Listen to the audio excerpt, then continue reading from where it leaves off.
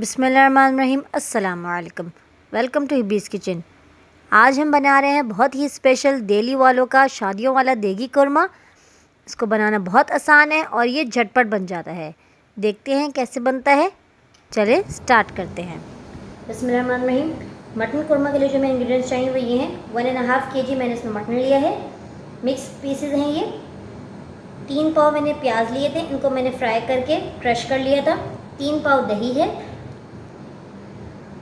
2 tablespoon पिसा हुआ अदरक, 1.5 टेबलस्पून लहसुन पेस्ट, 1.5 टेबलस्पून सॉल्ट। आप अपनी टेस्ट के हिसाब से कम ज़्यादा ले सकते हैं। 1.5 टेबलस्पून रेड चिली पाउडर, अगर आप ज़्यादा मिर्च पसंद करते हैं तो आप और डाल सकते हैं। 1 टेबलस्पून मैंने ली है कश्मीरी लाल मिर्च पाउडर। ये इसमें मिर्चें नहीं होती, कलर के लिए मैं ले रही हूँ, ब्राइट कलर के लिए। पिसी हुई जायफल ली है 1/2 टीस्पून, पिसी हुई जावित्री ली है 1/2 टीस्पून और 1/2 टीस्पून मैंने ली है इसमें हल्दी पाउडर।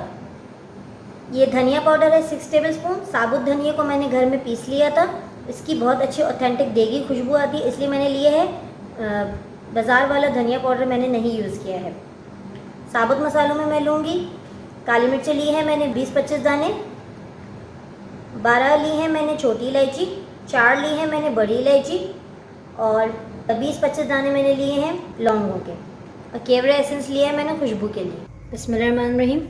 ऑयल डालूँगी मैं 1.5 कप। ऑयल इसमें ज़्यादा डलता है। मटन डालूँगी इसमें, लहसुन, अदरक, और इन सबको मैं हाई फ्लेम पे अच्छे से भूनूंगी। इसकी हमें भुनाई बहुत अच्छी करनी है, क्योंकि जितना अच्छा ये भुनेगा तो उतना अच्छा इसका टेस्ट आएगा। साथ ही साथ मैं इसमें मसाले डालती हूँ अपने। नमक, कश्मीरी लाल मिर्च पाउडर, रेड चिली पाउडर, हल्दी पाउडर, धनिया पाउडर, साबुत गरम मसाले। तो मैं भूनूंगी अच्छे से 10 मिनट तक। मैं इसको अच्छे से भूनूंगी। 10 मिनट हो गए। अब मैं इसमें ये दही डालूंगी। इसको मैंने अच्छे से बीट कर लिया था। अब मैं इसको मज़ीद 20-25 मिनट तक अच्छी तरह भूनूंगी। तो चमचा मुसलसल चलाते रहना, चमचा रोकना नहीं चाहिए बिल्कुल भी। 20-25 मिनट तक मैं इसको चमचा चलाती रहूँगी। हमें इसको उतना भूनना है कि दही का पानी बिल्कुल सूख जाए, बिल्कुल ड्राई हो जाएगी। ये अच्छे से भून गया और ऑयल इसमें ऊपर आ गया है।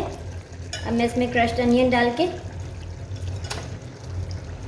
इसको मज़ीद 10 मिनट बहुत अच्छे से भूनूंगी और चमचा चलाती रहूँगी।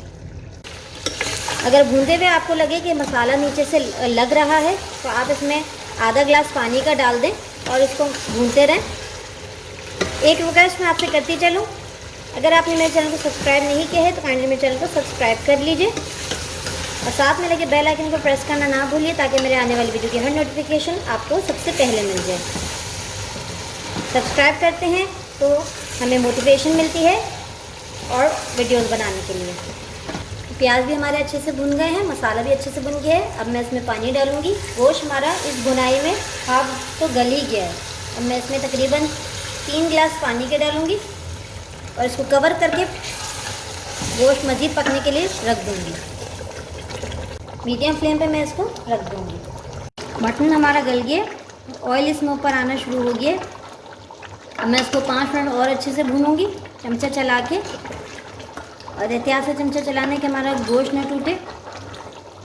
अब मैं इसमें ये जायफल जावित्री पाउडर डालूँगी और थोड़ा सा केवड़ा एसेंस डाल के इसका बिल्कुल लो फ्लेम पे कवर करके रख दूँगी 5 मिनट के लिए।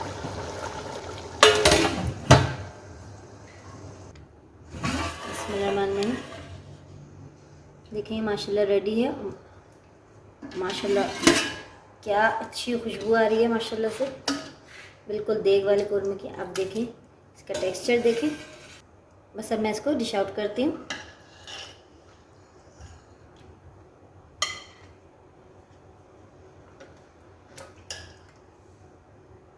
रेडी है हमारा मज़ेदार खुशबूदार दिल्ली वालों का देगी कोरमा।